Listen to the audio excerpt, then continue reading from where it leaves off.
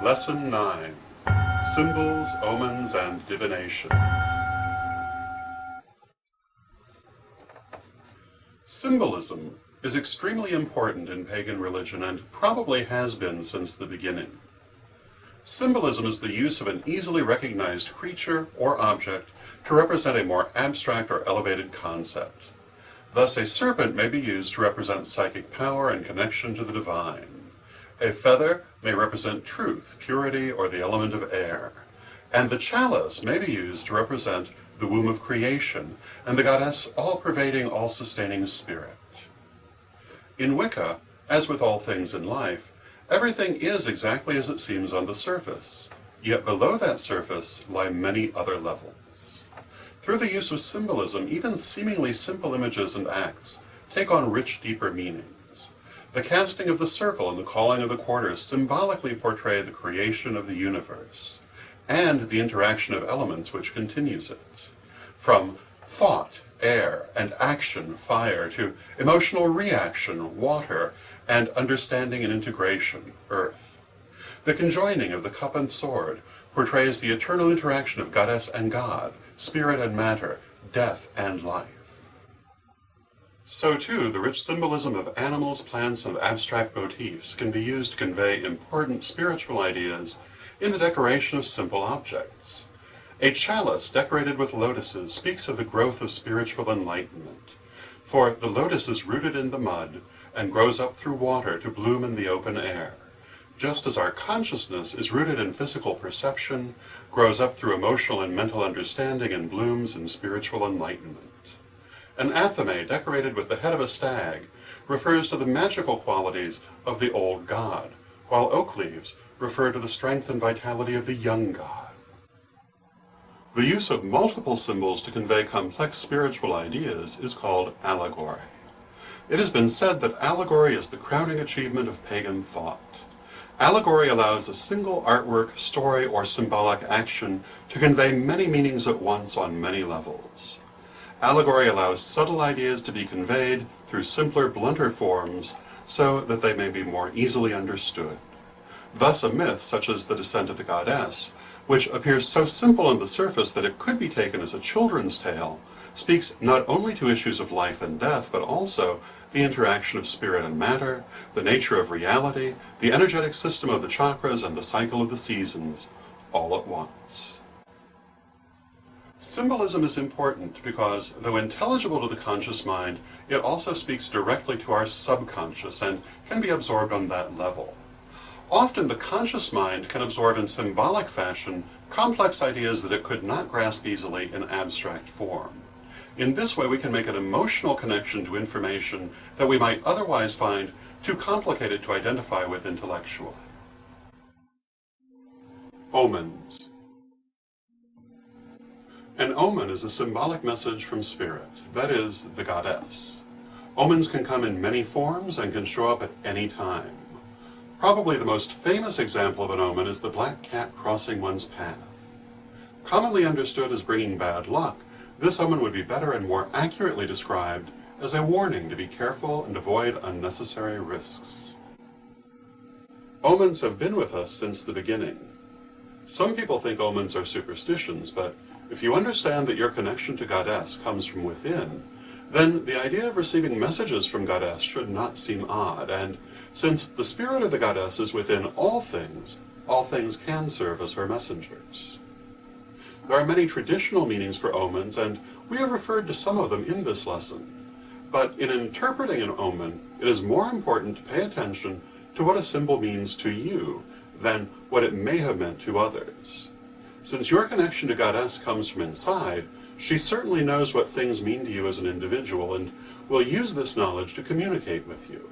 Thus, though tradition says that a spider seen in the morning warns of difficulties ahead, if you particularly love spiders or are a devotee of a spider goddess, such as Arachne or the Native American grandmother spider, the spider may have positive meaning for you no matter when you see it. To take best advantage of the goddess' ability to speak to you through omens, you should familiarize yourself with a wide variety of traditional symbols, as well as with things that have symbolic value for you individually.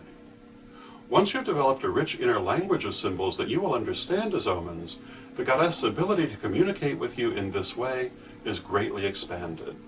Whereas if you have only a few symbols to use, or a fuzzy understanding of what those symbols mean to you, your ability to receive omens will be greatly lessened.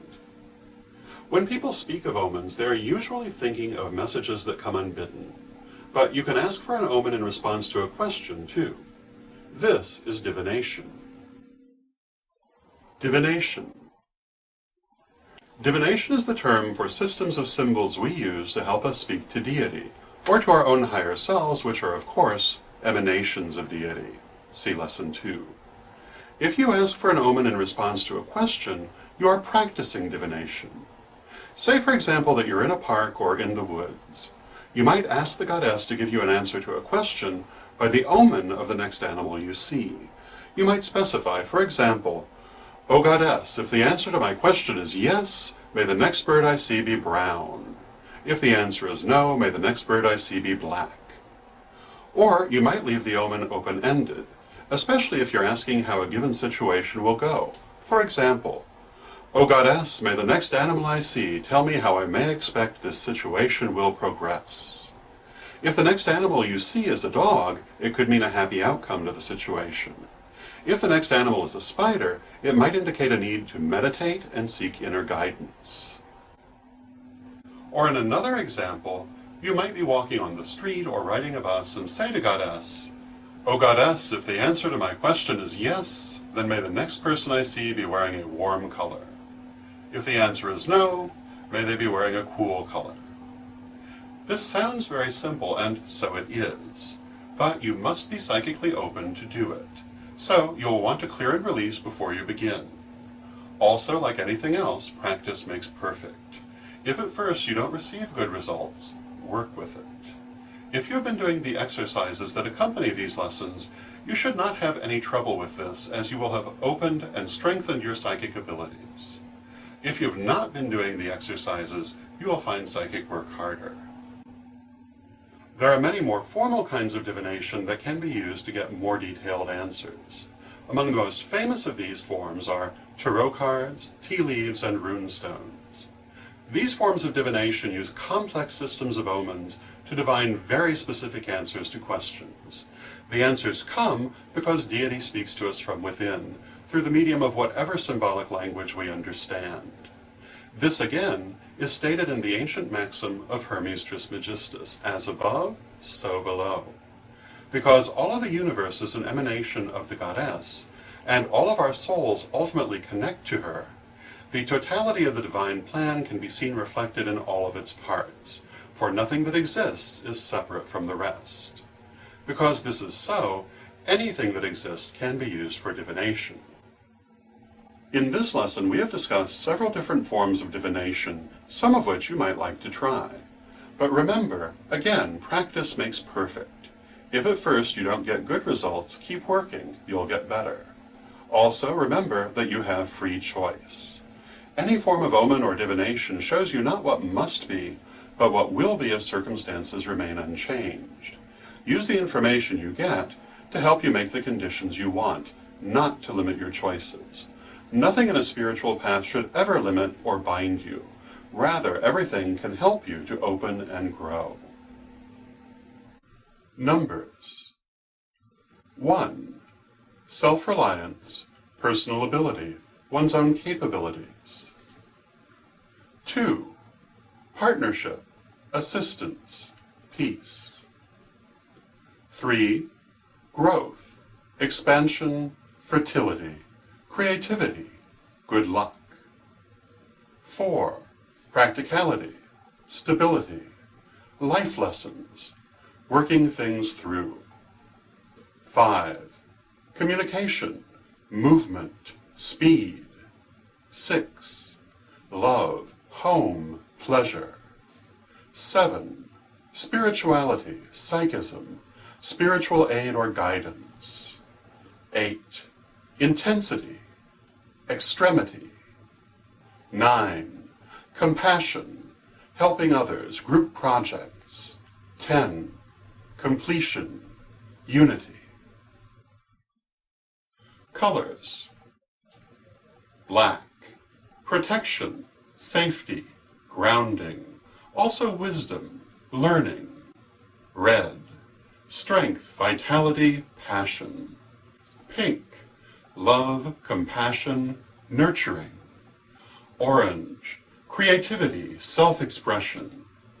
Yellow, pleasure, happiness, success. Green, healing, growth, abundance, money. Blue, communication, focus, willpower. Indigo, psychic ability, spiritual guidance. Violet, spirituality, connection to higher self, goddess. White, all-purpose, unity, purity.